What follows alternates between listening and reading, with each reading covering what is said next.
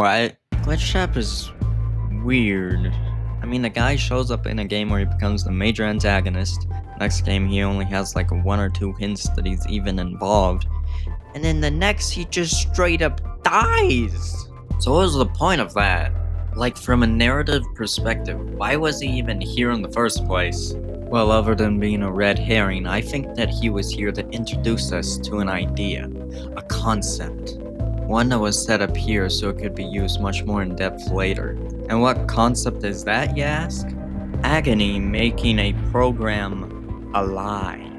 Alright, first off, agony. If you're watching this, you probably already know what agony is. But if you don't, quick recap. In this universe, strong enough emotions, especially those of agony, can infect nearby objects and cause them to act erratically, being a sort of possession. Instead of a spirit or consciousness, it's pure emotion.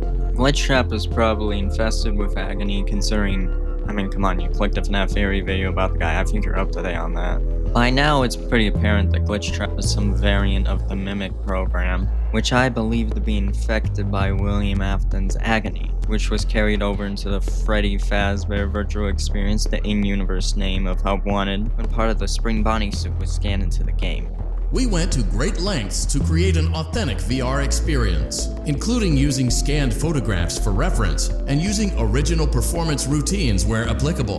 They sent us that stuff in the first place with no explanation, told us to scan it, said it would expedite the process so we wouldn't need to program any pathfinding ourselves.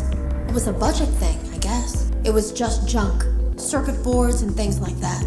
Using proprietary technology developed by Fazbear Entertainment, our VR development teams were able to use vintage control boards almost like plug and play, digitally recreating performances and personalities from the past in an instant. So yeah, they scanned in parts of the animatronics into the Mimic program to instantly recreate their personalities. Springtrap is literally right there. That's a pretty smooth explanation in my opinion.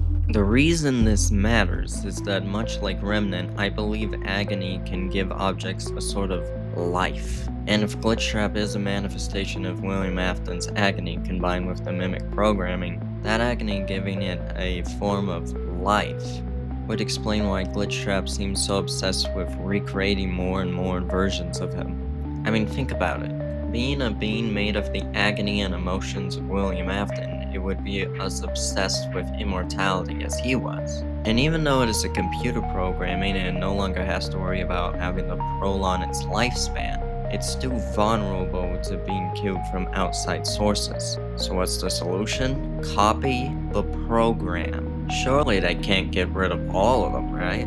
And since this desire comes from the agony of William Afton, of his feelings of never being able to achieve it satisfyingly, it never being good enough, then of course, Glichtrap would never be satisfied either.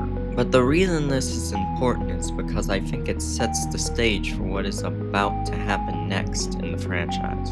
The reason why Glichtrap was so important to be included in the first place is because he tells us what's gonna happen with the Mimic. The Mimic also probably is infested with agony considering the black tears when it's inside of the broken down Jackie, and also the fact that it got beat up so badly that the person that was beating up it was just a normal human being and somehow managed to tear off this robot's legs. I think you need to see a therapist. In fact, it is the context of that very scene that is very important here. The Mimic doing what it does, mimicking stuff, was mimicking David, Edwin's late son, and in a moment of grief and rage, he beat the Mimic senseless with declaring that it wasn't him and that it has to stop acting like him. Stop. Not him. You're not. Stop sounding like him. And the reason this matters is because remember how I said that Glichtrap acts the way it does because it's fueled by William Afton's agony from the emotions that he had from his quest to achieve immortality and his willingness to kill to do so? If this is the moment the Mimic was infested with agony, think for a second about what this specific event would cause the Mimic to act like, what goals it would give it. The agony of this event is directly tied to Edwin's demand for the Mimic to stop being David. And as many have already pointed out, the Mimic seems to be trying to directly stop us from turning it back into David throughout this entire game, while also making a personality of its own, becoming its own being.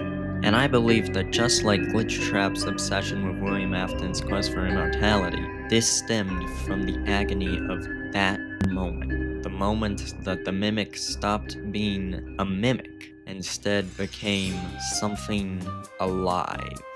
And that the future of the franchise will be about F10 and 4, and perhaps even other parties, going after the Mimic for their own purposes, while it tries to fight for its own independence and keep a personality and mind of its own. And it'll probably be up to us to decide who wins. So to recap, I think the Glitchtrap was a narrative stepping stone to introduce us to the idea of the Mimic program and agony causing it to live. And future games will be about the Mimic fighting to keep living, instead of being reset into pretending to be something else. Also, if this is true, it could maybe answer the question of why Burn Trap exists, to just like harness all of William's agony for Glitchtrap or something. Well, let's be honest, considering the fact that this was extremely random and out of the blue, and that there has been no additional context since, any guess for why that happened is paper thin. But yeah, for my first ever FNAF theory video, I'm pretty proud and confident in this one. There's been a couple theories I've come up with that I thought were pretty good, but this was the first one that I was like, yeah, no, this is exactly what's happening. I could rant about Yendo being Nightmare Freddy all day, but this, like, I'd be surprised if this didn't happen. But also, to be fair, we were all pretty surprised when they seemingly just unceremoniously killed off the series' new main antagonist, so, you know, anything could happen. But hey, maybe I forgot something that conflicts with it, or even helps it. If I did, be sure to let me know. And now that we've reached the end of the video, I could do the actual responsible YouTuber thing and, you know, try to redirect you to a different one of my videos to, you know, actually try to help the channel. Or I could cut off before I finish talking.